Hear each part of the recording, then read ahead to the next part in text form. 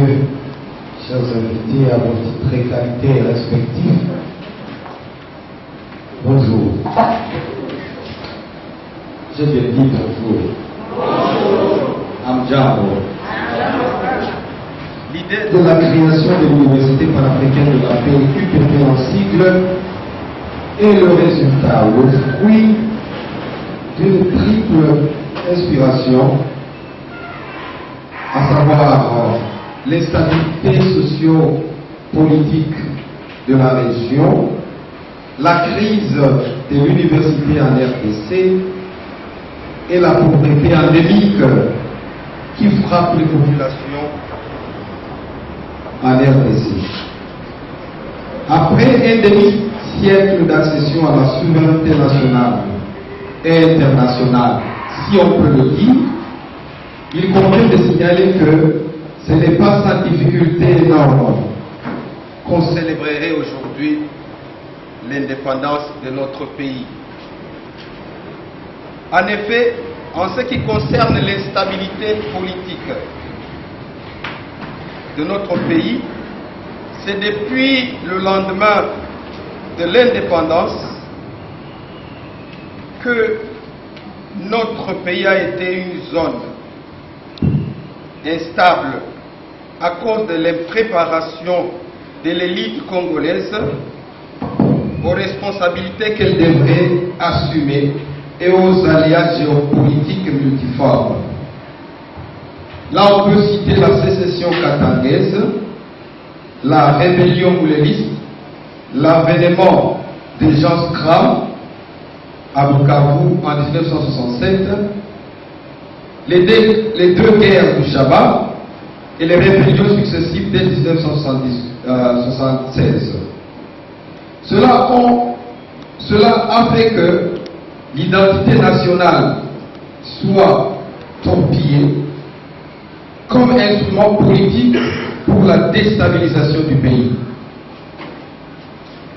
Si on cite le colonialiste, nous dirons que il a délibérément supprimé notre être, notre histoire et notre héritage africain sur la scène nationale et internationale, préférant nous embarquer avec tout le poids de notre connaissance, de notre savoir et de nos valeurs dans des bateaux pour nous vendre sous d'autres cieux. Supprimant la connaissance et la technologie de nos ancêtres, le soi-disant maître civilisé nous ont pillé nos musées, nos richesses, nos cerveaux, préférant les remplacer par une fausse histoire, inventée de toutes pièces par leurs libraires et leurs cercles scientifiques.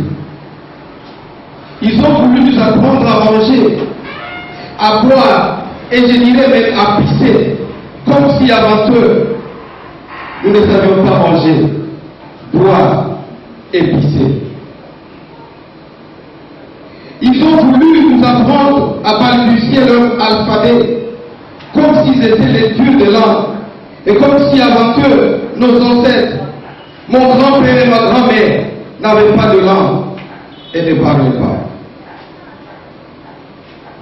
Sur le plan de la crise de l'université congolaise, la majorité plurielle des problèmes que traverse le pays à ce moment-là, et aujourd'hui encore, trouvent leur source dans cette crise qui caractérise l'université jusqu'à l'heure où j'ai fait ce discours.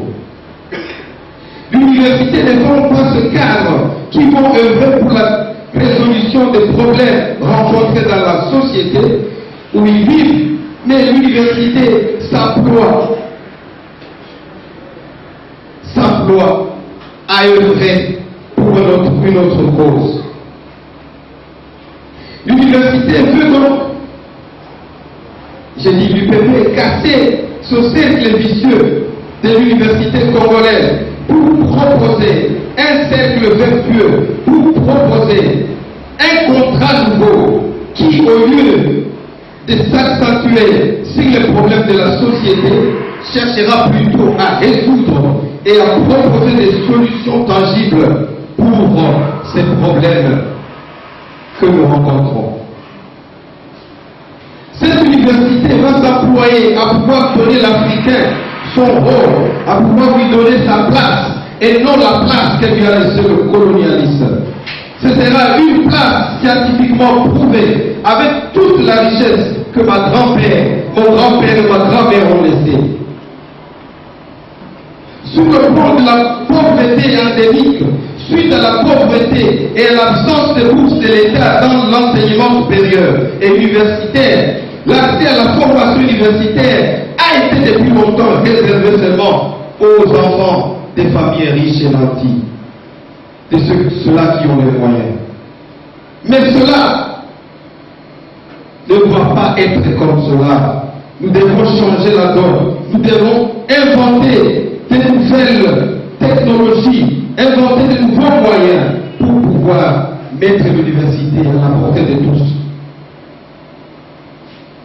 Ce qui constituait une source d'exclusion de certains va constituer une source où tout le monde va venir pour s'apprivoiser à côté de l'eau de la source. Face à tous ces défis, l'Université panafricaine de la paix a vu le jour en 2010. Conduit par un petit groupe de gens consciencieux, cette université a commencé à porter le flambeau de la révolution scientifique.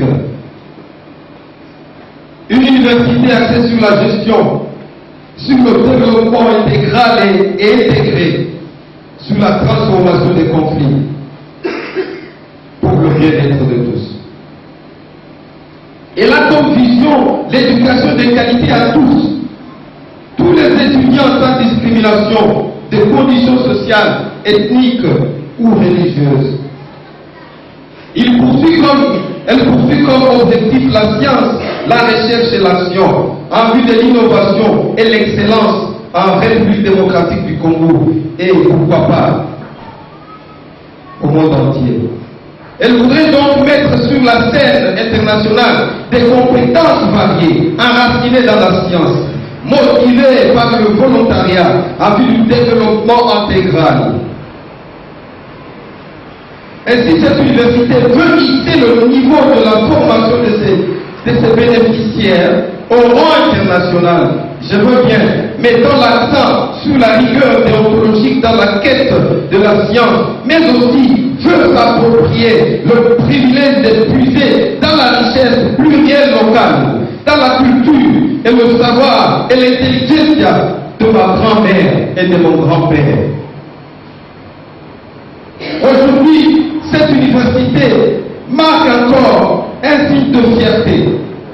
D'abord, après avoir mis sur le marché de l'emploi nos premiers lauréats, la première et la deuxième promotion, nous avons la fierté et nous sommes ravis de pouvoir présenter encore une fois aujourd'hui d'autres lauréats.